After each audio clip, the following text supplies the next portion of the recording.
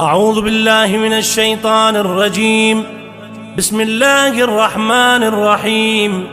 أزور سيدي ومولاي ومعتمدي ورجاي، ذخري وذخيرتي في آخرتي ودنيا، مولاي ومولى الثقلين ونور العينين، أبي عبد الله الحسين، زيارة مني ونيابة عن والدي وعن والد والدي وعن إخواني وأخواتي وأهل بيتي وجيراني وأصدقائي، وللمؤمنين والمؤمنات والمسلمين والمسلمات الأحياء منهم والأموات في مشارق الأرض ومغاربها، ولكل من له حق علي ولم يذكره ذاكر ولم يعده عاد.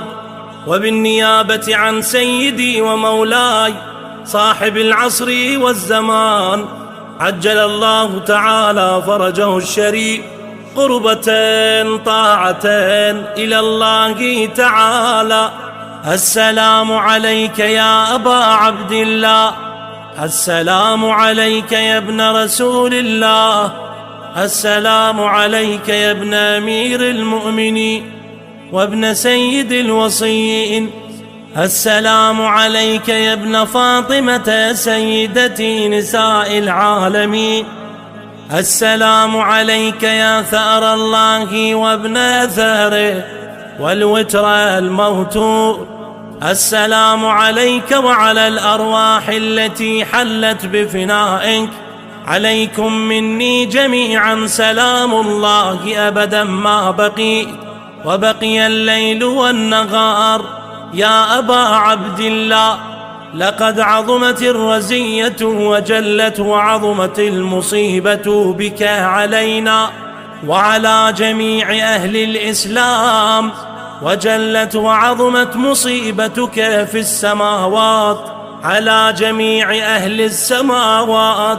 فلعن الله أمة أسست أساس الظلم والجور عليكم أهل البيت، ولعن الله أمة دفعتكم عن مقامكم وأزالتكم عن مراتبكم التي رتبكم الله فيها، ولعن الله أمة قتلتكم، ولعن الله الممجدين لهم بالتمكين من قتالكم. برئت إلى الله وإليكم منهم ومن أشياعهم وأتباعهم وأوليائهم يا أبا عبد الله. إني سلم لمن سالمكم وحرب لمن حاربكم إلى يوم القيامة. ولعن الله آل زياد وآل مروان، ولعن الله بني أمية قاطبة، ولعن الله ابن مرجان، ولعن الله عمر بن سعد، ولعن الله شمرا، ولعن الله أمة أسرجت وألجمت وتنقبت لقتالك.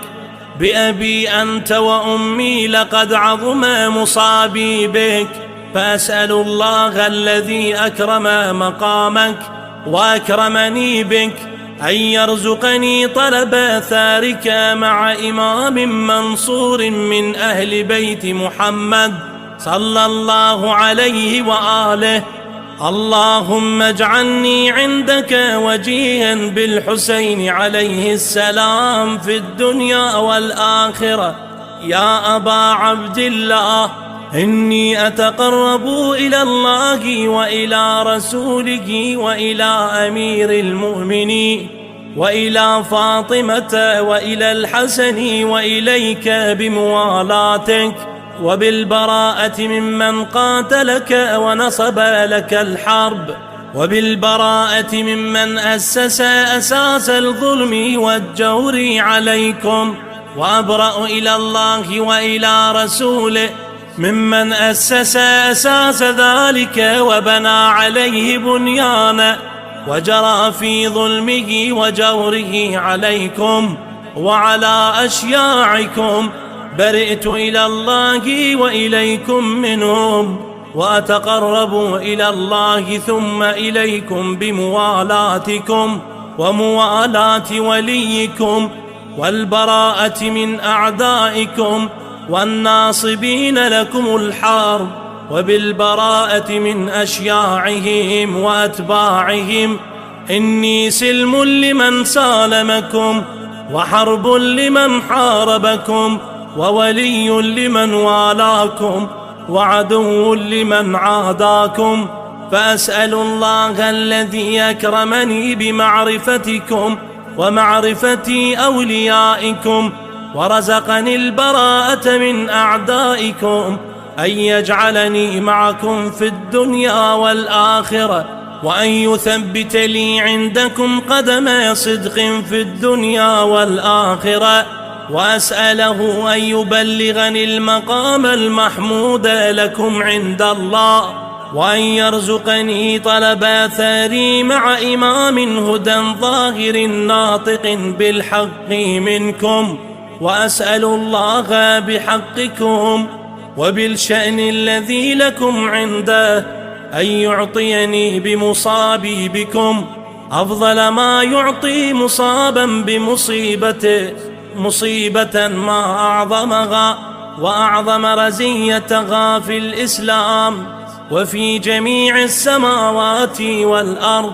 اللهم اجعلني في مقامي هذا ممن تناله منك صلوات ورحمة ومغفرة.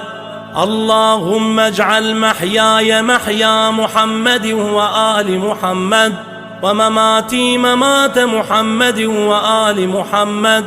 اللهم إن هذا يوم تبركت به بنو أمية وابن آكلة الأكباد اللعين ابن اللعين، على لسانك ولسان نبيك صلى الله عليه وآله في كل موطن وموقف وقف فيه نبيك صلى الله عليه وآله.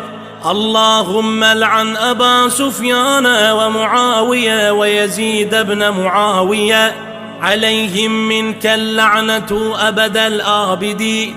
وهذا يوم فرحت به آل زياد وآل مروان بقتلهم الحسين صلوات الله عليه.